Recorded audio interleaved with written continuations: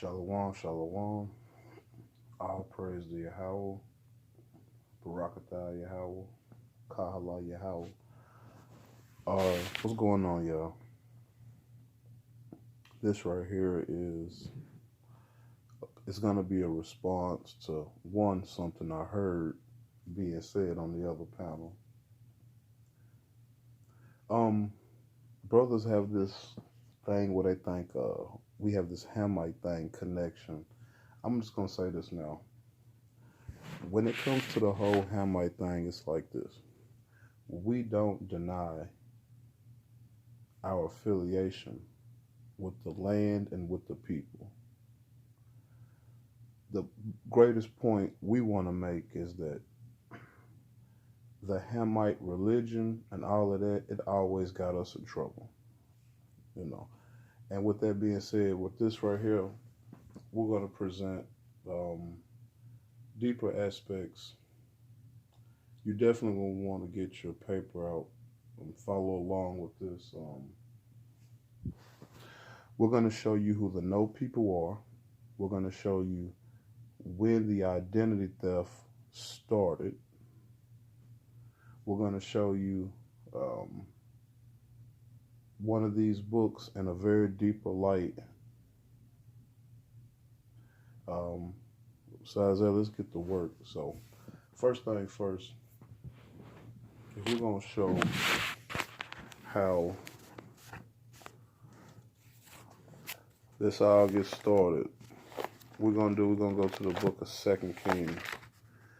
And before I read this, I just want to make a small commentary. So let's go to 2 Kings, the 17th chapter. Okay. I want to make a small commentary on this. When I first came into Torah Nights,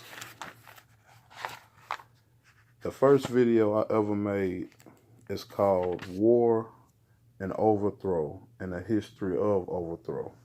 And just for anybody who might not have been around at that time, the reason why that video is not available is because that video, basically, in so many words, it's in another chat that got destroyed, you know. So, but this is the first video I ever pointed out. And when I made this video, I made sure to let it be known the curiosity that I had, because I noticed certain scriptures was clearly telling me people are being overthrown.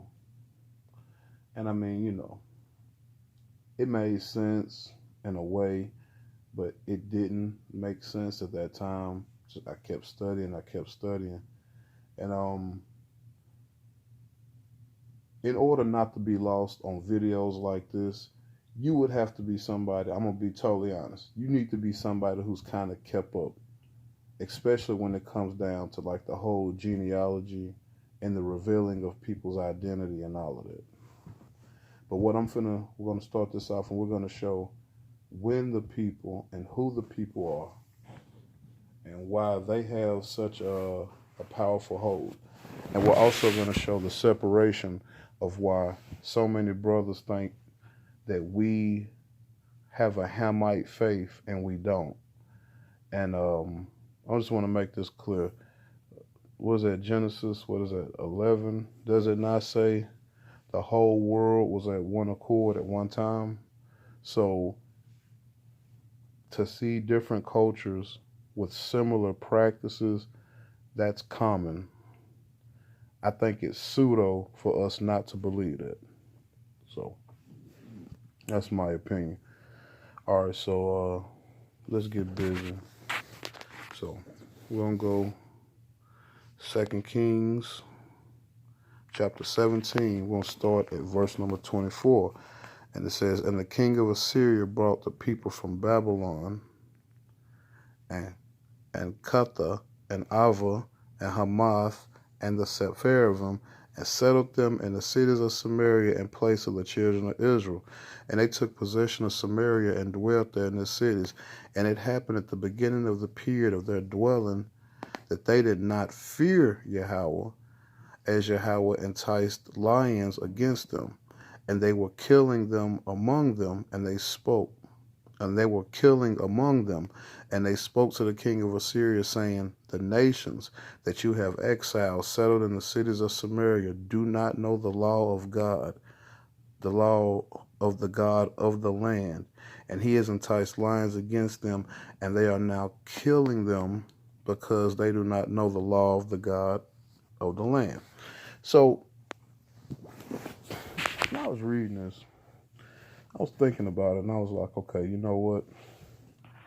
Something interesting jumps off to me. First thing first. First thing we're gonna look at these people, the Sephardim, and they're gonna become very important because in this video we're gonna show you how these two different factions of people and how they play a big role in everything. So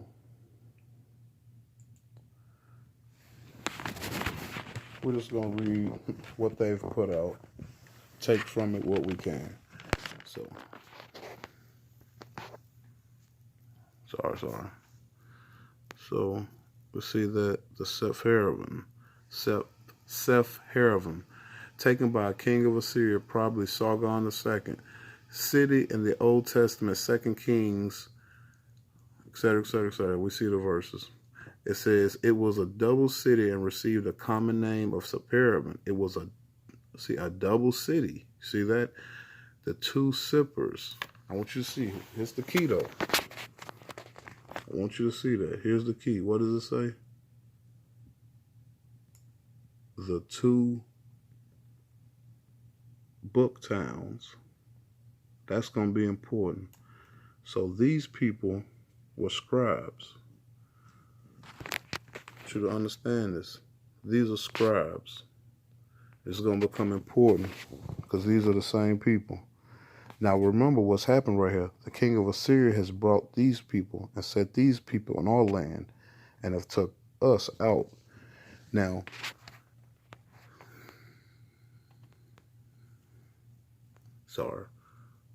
now we're just looking at this. Sorry about that, y'all. Just bear with me, y'all. We're looking at this. I'm going to read that again. And it says, it was a double city, received the common name of the Sephardim, the two sippers, the two book towns. The sipper of the east bank of the Euphrates is now called the Abu Habba, and the other bank was the Akkad, the old capital of Sargon. It says where it is established a great library. So this place was definitely about writing. All right. It says the recent history of cuneiform and scripted of the Tel El Amarna in Egypt, consisting of official dispatches of Pharaoh Arminius IV and his predecessors and the agents in Canaan, leads the Egyptologists to conclude that the century before the Exodus, an active literary intercourse was named between these nations. Okay, so absolutely, I totally agree with that. I agree that they was using cuneiform at that time, and I agree that Babylon and Egypt, they first controlled the trade route.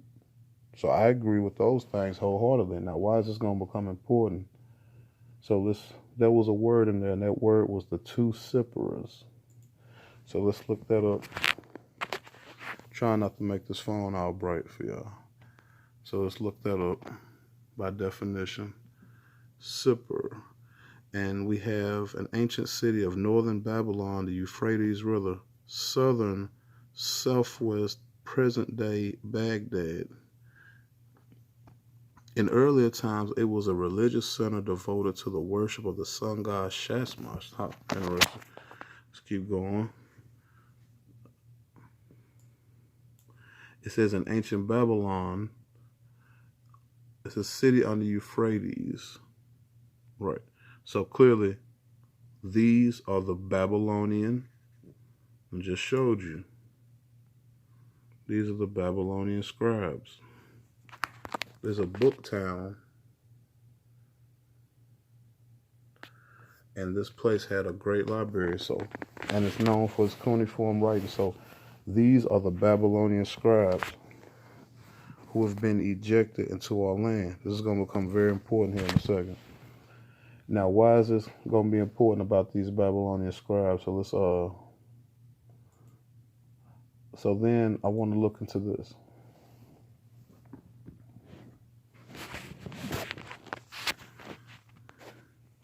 When we look into this, spooky scribes in ancient Mesopotamia.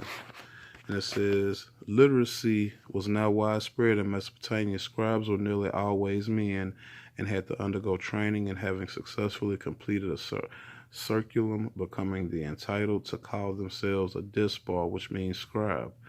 They became members of the privileged elite who, like scribes in ancient Egypt, might look with contempt upon their fellow citizens. Understanding the life in Babylon schools is based off a group of Sumerian texts of the old Babylonian period. These texts became a part of circulum and were still being copied 1,000 years later.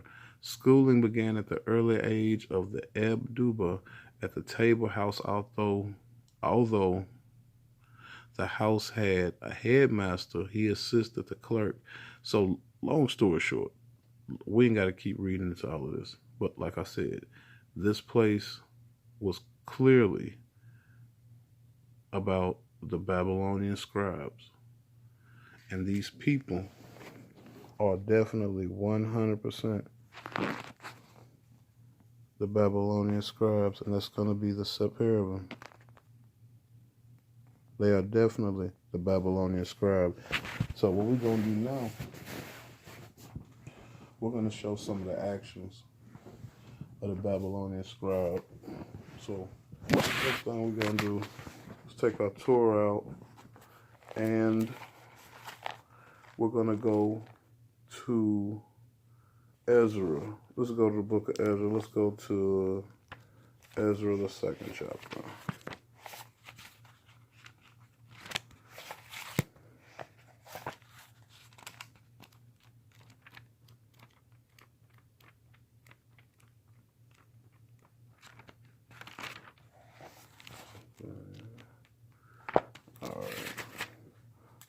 Excuse me for that, people. I'm trying to get this all situated. All right. And now, I want you to see this. Now, Ezra, in the 2nd chapter, this is clearly telling you, returning, Ezra, 2nd chapter, it's clearly telling you, returning Israelites by family. And when you go through this the 2nd chapter, it's basically, in so many names, it's just giving you the names of the families, and it's giving you how many of them are. That's, for the most part, that's what this is. Genealogy and a number of people.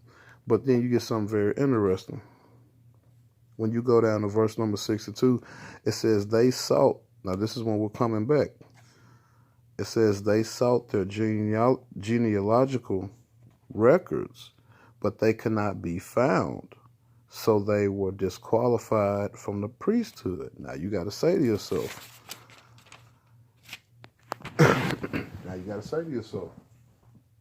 how is it we left, knew to come when we came back, we knew exactly where to go to find our records, but yet they're not available for us. Now I'm going to go back.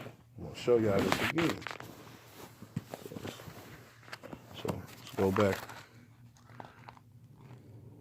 Go back into 2 Kings, and we're going to read this part, a little bit of this part again. Now it says, this is going to be 2 Kings. That's going to be 2 Kings chapter 17, and we're going to start this time at verse number 26. They spoke to the king of Assyria, saying, the nations that you have exiled and settled in the city of Samaria do not know the law of the God of the land. Now, who is it saying? It said they spoke. Who was it talking about? These people. They spoke to the king of Assyria, the scribes.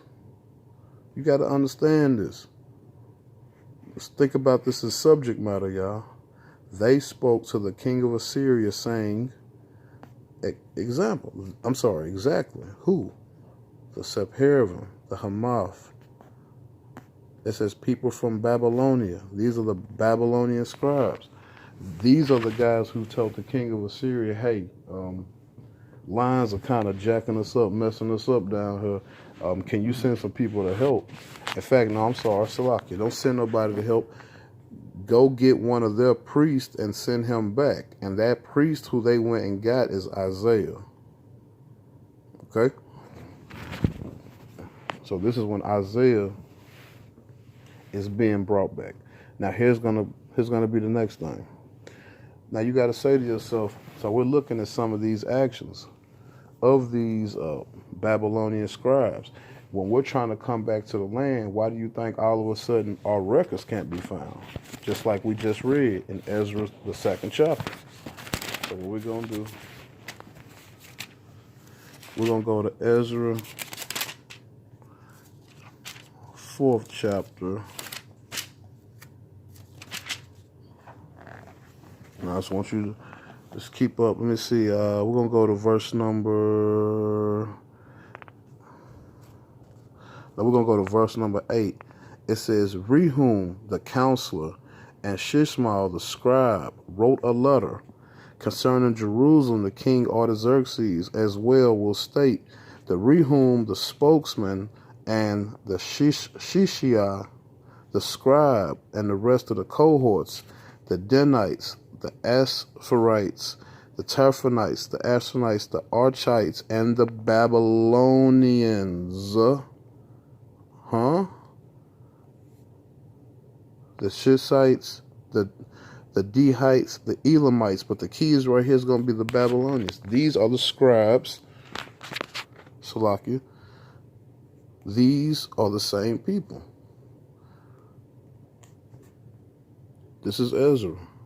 And he's telling you, see, when we came back into the land, these Babylonian scribes now have interjected themselves into our heritage.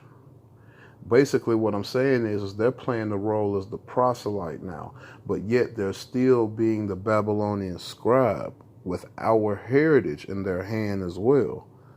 And a lot of people are going to be like, why is that? How is that possible? Well, I'm going to show you how. It's something that we did. It was real wicked. And I'm just going to show you an example. And I'm not going to tell you this is exactly what we did. You know what? You know what? Let's just go to...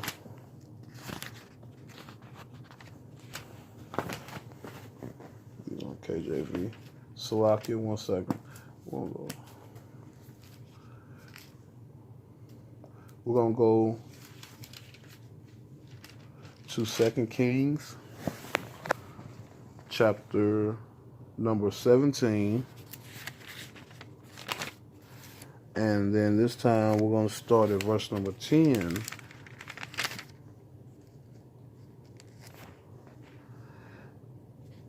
Verse number 10, and it says, They erected for themselves pillars and Asher trees upon every tall hill and upon every leafy tree, and they burned incense there to all the high places, like the nations whom Yahweh had exiled before them.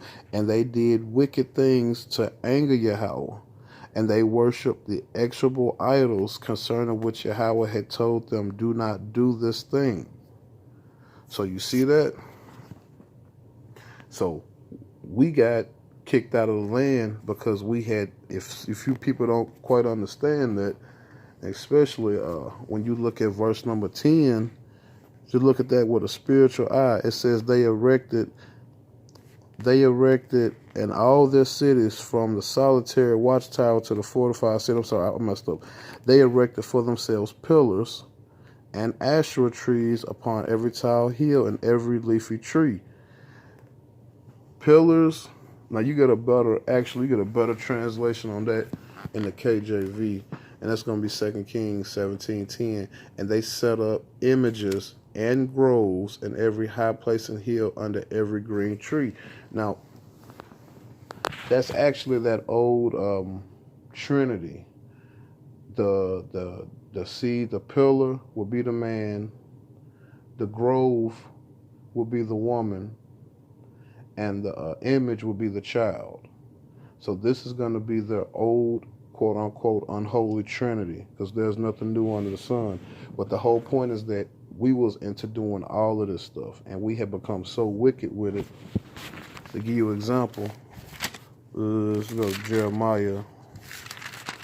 Jeremiah, he tells you a small example of what we had done to the cities.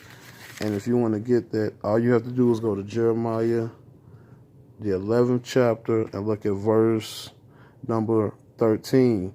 It says, "For the number of the cities was the number of your gods, O Judah, and like the number of streets in Jerusalem have you made altars to that shameful idol, altars to sacrifice to the Baal." So clearly, like I said, Jeremiah is telling you, we had took every single corner, every street, and erected gods though.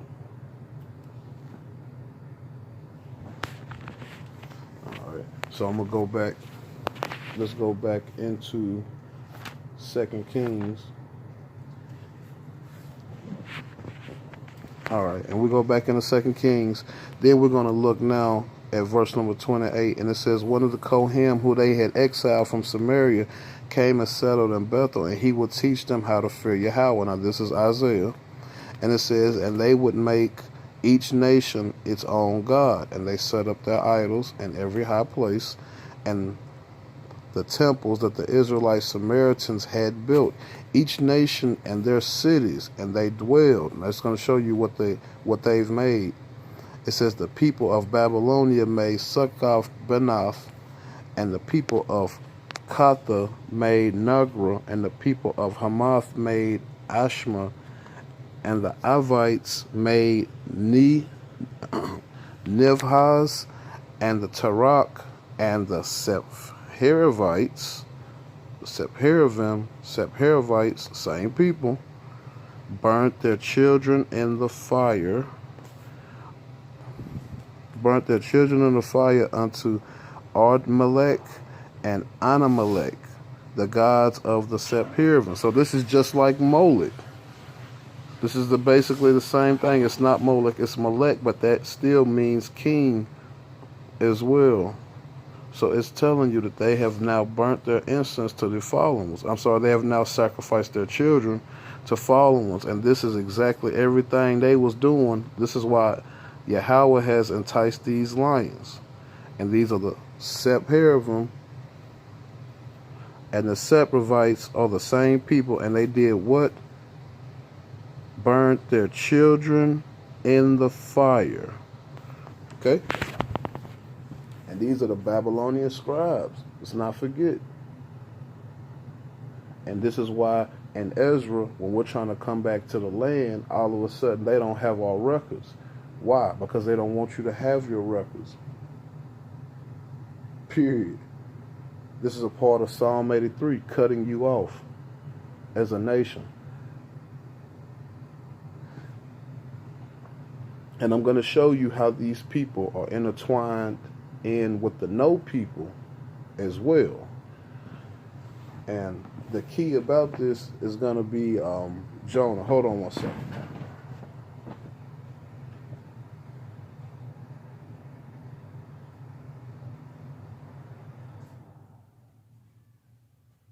All right. Salaki about that. Now the key and the person who's going to actually twist and connect a lot of this together is going to be Prophet Jonah. And we're going to get to him in just a second. All right. And then I'm going to prove you, let's go ahead and prove this now, that the same scribes was responsible for a lot of this stuff going on. And let's get Jeremiah. Because Prophet Jeremiah tried to tell us about these people. Now listen what he says. This is Jeremiah, the 8th chapter. And let's start here. I'm starting verse number 6. I have listened and heard. They speak untruth. No man relents from his evil, saying, "What have I done?" They follow the consort like a horse racing headlong in war. Even the stork in the heavens knows its migration seasons, and turtle dove, the swift crane, keeps the time of their arrival. But my people do not know the law of Yahweh. And I'm going to show you why. It says, how can you say we are wise and Yahweh's Torah is with us? Indeed, they made it quill for falsehood. The scribes are false. And who is he talking about? He's talking about these same. He's talking about these same people because they're still in the land. They're still in the land. And it's something that happens. These people, I want you to keep in mind now, these are the Babylonian scribes. And at this point now, they're back attempting to, how's the best way to say it? They're back attempting to intertwine the Babylonian and the Egyptian system back. Why? Because you got to remember, these people are the Amorites. So we've already kicked them out of the land. And they used to control the trade route when the trade was more about bricks. And as we entered into the land, we disturbed their trade route and we took it over. And this is how they was able to get themselves back into the land, because they was put back into the land by the king of Assyria. Now here's going to be the thing. We're going to look at Jonah. Let's just go ahead. Let's go ahead to it. So if you would, get Prophet Jonah, and we're going to look at Jonah. Hopefully we're going to look at Jonah with a new set of eyes. All right.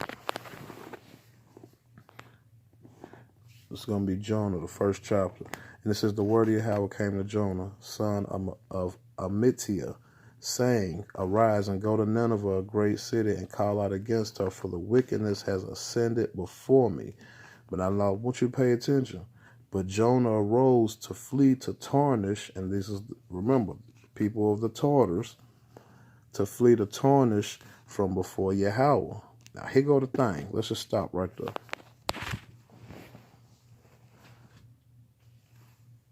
A lot of people have been misled by the book of Jonah, and they believe that Jonah didn't want to go because he's just rebelling and Yahweh punishes him. See, I'm just going to go and say it. I ain't going to hide it, man. If you focus too much on the fish aspect of this story, you're going to be thrown off. Because like my brother Judah has already went into that, and that's not what that means in the language. That's number one. But number two, it's what Jonah is trying to tell us is what's important. It's not the fish scenario. That's the greater importance. I'm going to prove that. So we're going to start that off again. Now remember, Jonah arose to flee to Tarshish. But remember, he's already knows what he needs to do. He knows what he needs to do, but he doesn't go. And there's a reason why Jonah doesn't go. Let's keep going. So let's go. Let's jump up to Jonah, the 3rd chapter. And we're going to read. We're going to start this Jonah number 3. It says, the word of Yahweh came to Jonah the 2nd time, saying, arise and go to Nineveh, the great city. Now remember, the 2nd time, because now he's back situated from the whole fish situation, which really is not about the fish. It's about his mind. It's telling him to go again. So remember, he's already been commanded to go. And Jonah's a prophet. So he's been told to go prophesize their destruction, or tell them to repent. And if they don't, destruction is going to come. So let's get that. The word of Yahweh came to Jonah the 2nd time, saying, arise and go to Nineveh, the great city, and call out against the proclamation that I tell you. So Jonah rose and went to Nineveh in accordance with Elohim's word. Now Nineveh was an enormous great city, a 3-day journey. And Jonah Jonah commenced to enter the city a distance of 1 day's journey. Then he called out and said, 40 days more, and Nineveh shall be overturned. The people of Nineveh believed in God, so they proclaimed a fast and donned sackcloth from their great to small. Now, just stop. Let's pay attention to subject matter, y'all. Jonah did not want to go, but clearly the people are not resisting him. They clearly clung to what he said, as we read, and they donned sackcloth, and they got back right with the Creator. So you got to ask yourself, look at Jonah's actions. The people are doing the right thing as of this point. So why would Jonah still not want to go to them? Because it's something much deeper Jonah's trying to tell you. We're going to keep reading. It says, the matter reached the king of Nineveh, and he arose from his throne. He removed his robe upon himself, covered himself with sackcloth, and sat on the ashes, and had promulgated to declare it in Nineveh. But the counsel of the king and the nobles, saying, the man and the animal, the herd and the flock shall not taste anything. They shall neither graze nor drink water. Both man and animal shall cover themselves with sackcloth, and they shall call out to the mighty God. Let's stop. There ain't no way you're going to stop an animal from getting water. When this is talking about animal, this is not beast animal. This is the beast people. These are the no people. Let's read that again. This is Jonah chapter 3, starting at verse number 7. And had it promulgated and declared in Nineveh by the counsel of the king and his nobles, so the king is declaring this, saying, the man and animal, that the herd and the flock shall not taste anything. They shall neither graze nor drink water. You can't stop an animal from going for water. So that's not talking about like a pet, a cow. This is talking about the beast of the field. We're going to prove that in just a second. And it says, no drink water. Both man and animal shall cover themselves with sackcloth. Animals can't cover themselves. This is talking about this people group, this no people. They shall cover themselves with sackcloth, and they shall call out to the mighty God. Animals, think about this, y'all. You're not going to make no animal stop drinking water. You're not going to make an animal can't clothe itself. And an animal cannot call out to God. Think about this, y'all. These are not what you would think as animals. These are people that Jonah's talking about. And we're going to prove that. It says, don sackcloth. It says, and from the, no. It says, every man shall turn back from his evil way, from the robbery, that their hands, and he knows they shall repent of God, will relent, and he will turn away from his burning wrath, so that we shall not perish. And God saw their deeds, that they repented from their evil way, and God relented concerning the evil, and he said he would bring upon them, and he did not do it. So just stop. So the people have got right.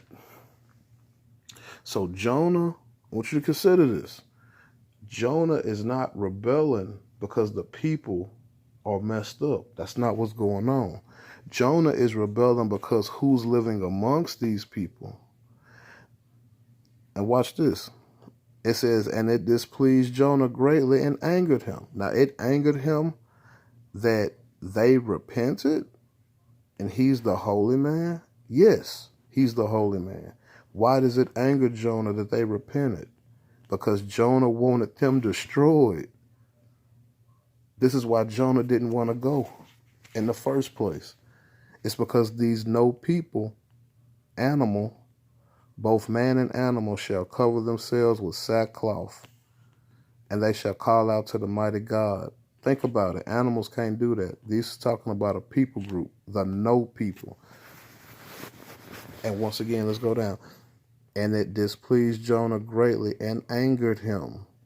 Thank you. What angered him? It angered him that they repented and got right, because he wanted these people destroyed. I'm not telling you he wanted our brother Ashur destroyed. That's not what I'm saying. What I'm telling you is the beast of the field is now living with Ashur, and he wanted them destroyed. Jonah, yes. This is why it displeased Jonah greatly and angered him that they repented from their evil, because they was able to be delivered, and he wanted them destroyed. And the reason why Jonah wanted them destroyed is because Jonah is smart. Jonah knows that when we go off, Yahweh's eventually going to raise up the same no people against us. And I'm going to prove that. Let's go ahead. Let's do that right now. How can we prove? How can we prove? We're going to reveal who the no people are. So you can get that in two places. We're going to grab that precept, and I'm going to show you. This is prophecy number 1.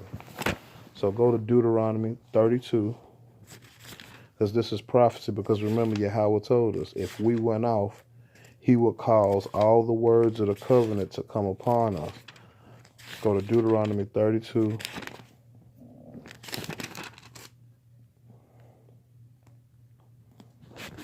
Go to Deuteronomy 32, verse number 21.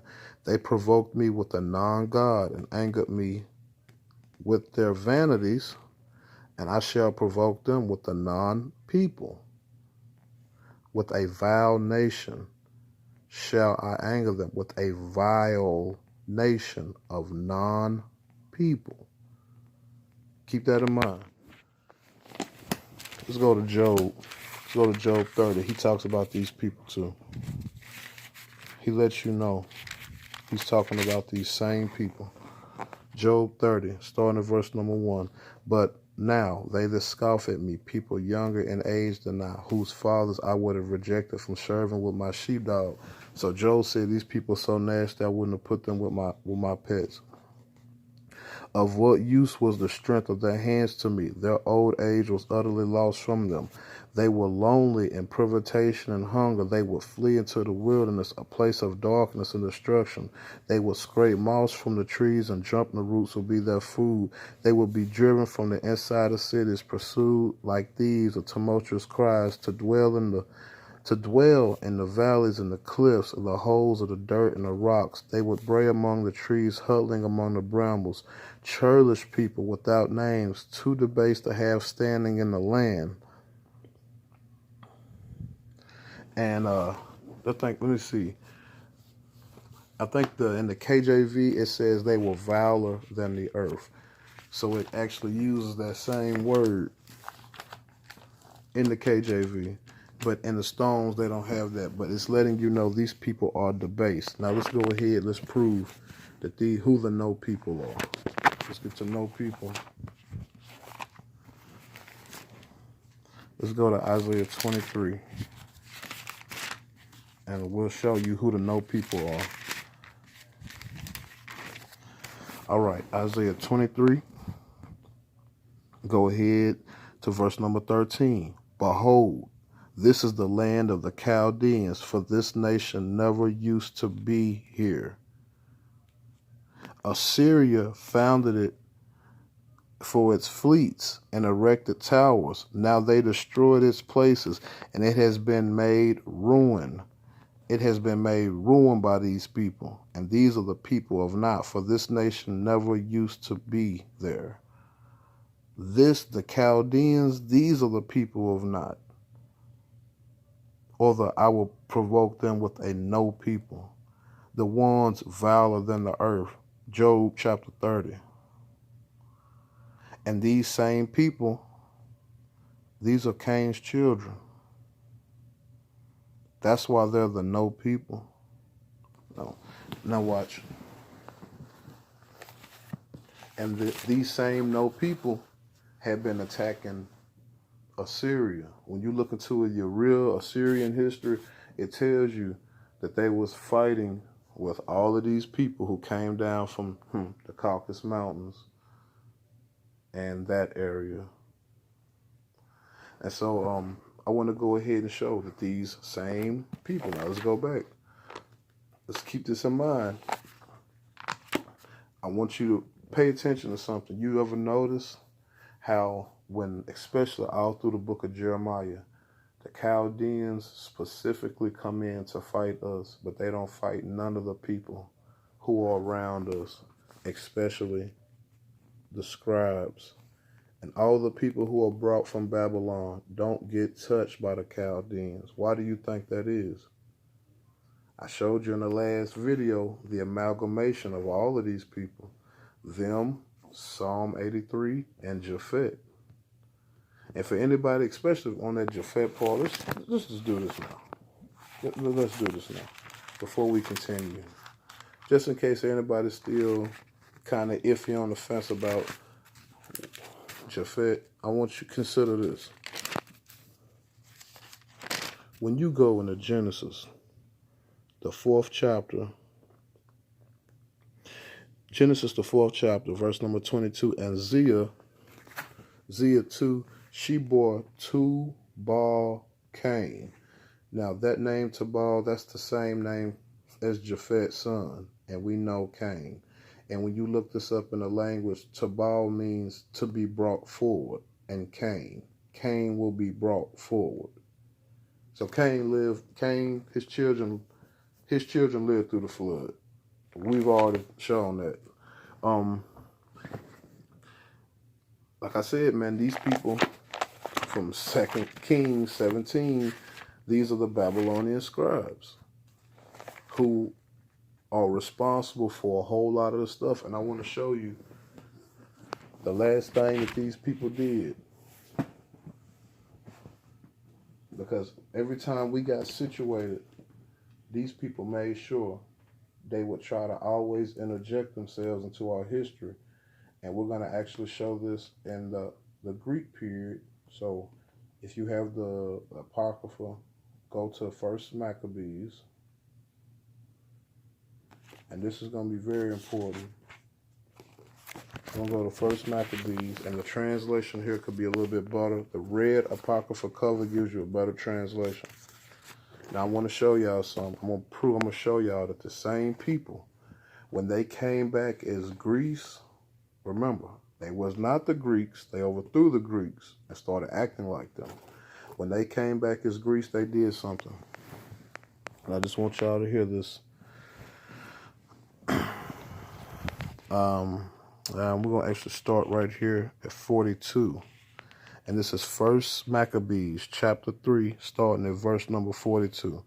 And Judas, and remember Judas, this is our Israelite brother, and Judas and his brethren saw the situation was very grave, that the forces were encamped within their borders, and they knew that the king had said, when we ordered him to inflict utter destruction on the people, and they said to one another, let us prepare destruction of our people, and let us fight for our people and for the sanctuary. And the congregation gathered together to make ready for war and pray and ask for mercy and compassion. Jerusalem was uninhabited like a wilderness, and there was not one of her children who came and went out. So remember, we're just now coming back into the land, and we're taking it back over. The sanctuary was trodden down. The sons of aliens were in the cathedral, and it was a stopping place for the heathen. Joy vanished from Jacob, and the flute and the harp ceased to play, and they gathered together and went to Mizpah, opposite of Jerusalem. For where Israel had formerly had a praying place in Mizpah, and they fasted that day. They put sackcloth and sprinkled ashes upon their head. They tore off their clothes, and they unrolled the roll of the law, such as the heathen used to hunt to look out for pictures of their idols.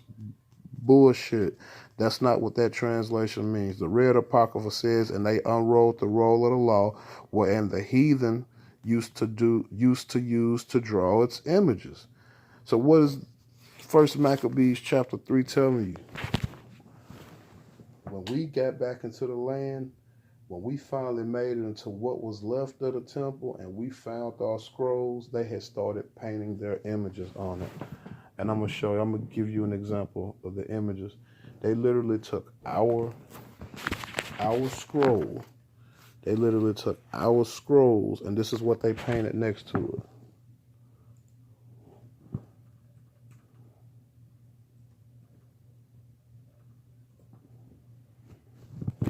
Let me type this up. I'm going to read that part again, just for anybody who might want to catch that again. This is what they started to put. They started to draw these images on our scrolls.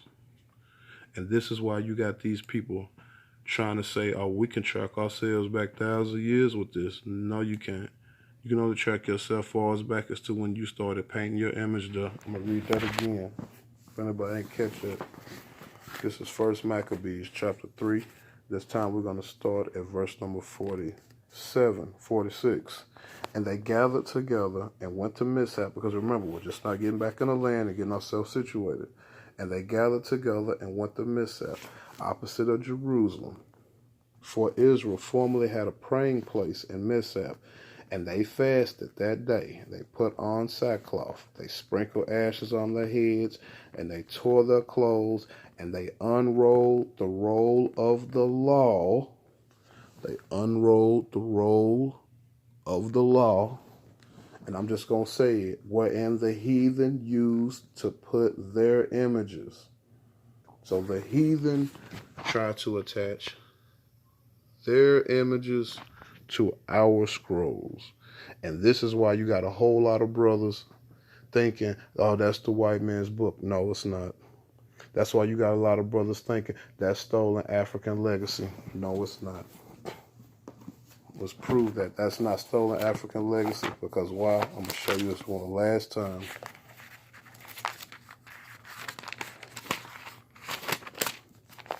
Second Kings, chapter 17, verse number 24. And the king of Assyria brought people from Babylonia. That's where your Hamite religion came. That worshiping the Baal, the Grove, the Asherah, that's your Hamite religion. So once again, when we worship your Hamite religion, it always got us in trouble.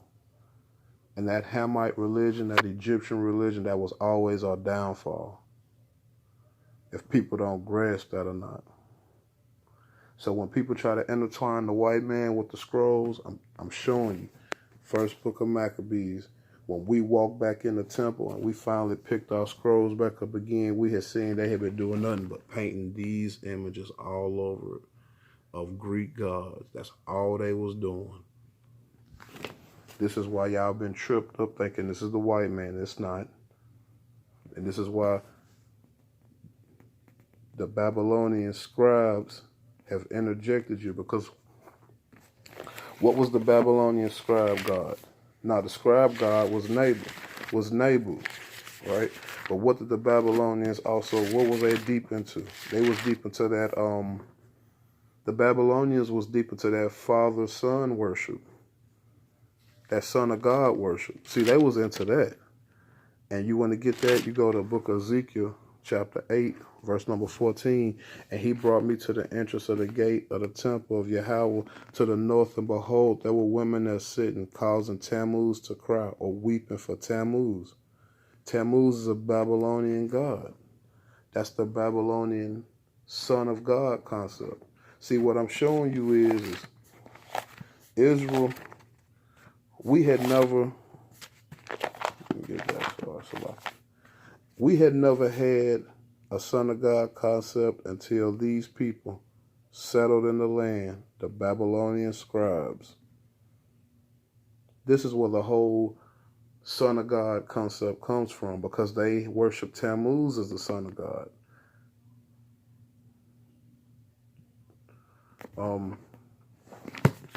That I want to say all praise to Yahweh.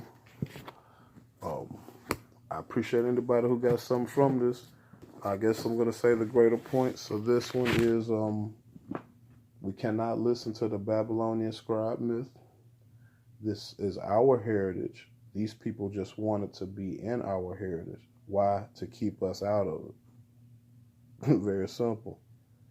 Our heritage has nothing to do with a Hamitic anything.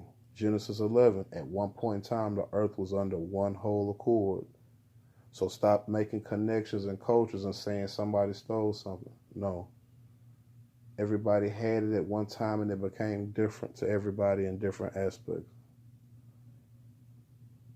And don't believe no Babylonian scribe myths. Because I'm just going to drop this one on you. Yahweh said you would be scattered. You was never called a lost tribe of Israel till the book of Matthew. So let's know the difference between their myth and our real truth. Because they are the Babylonian scribes, they are the ones who came up with that Son of God concept. Israel had never known about that. In fact, you know what? Let's go into Deuteronomy. Let's go back into Deuteronomy. Go back into Deuteronomy 32 again.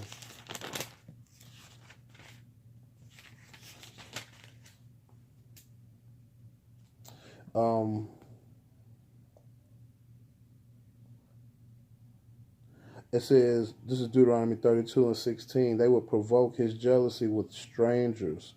They would anger him with abominations. They would slaughter to demons without power, gods whom they knew not, newcomers recently arrived.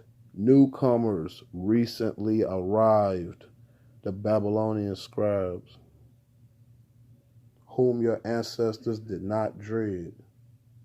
You ignored the rock who gave birth to you and forgot the Elohim who brought you forth. With that, I want to say all praise to Yahweh. Kahala Yahweh. Kahala Yahweh. Barakatah Yahweh. Shalom, Israel.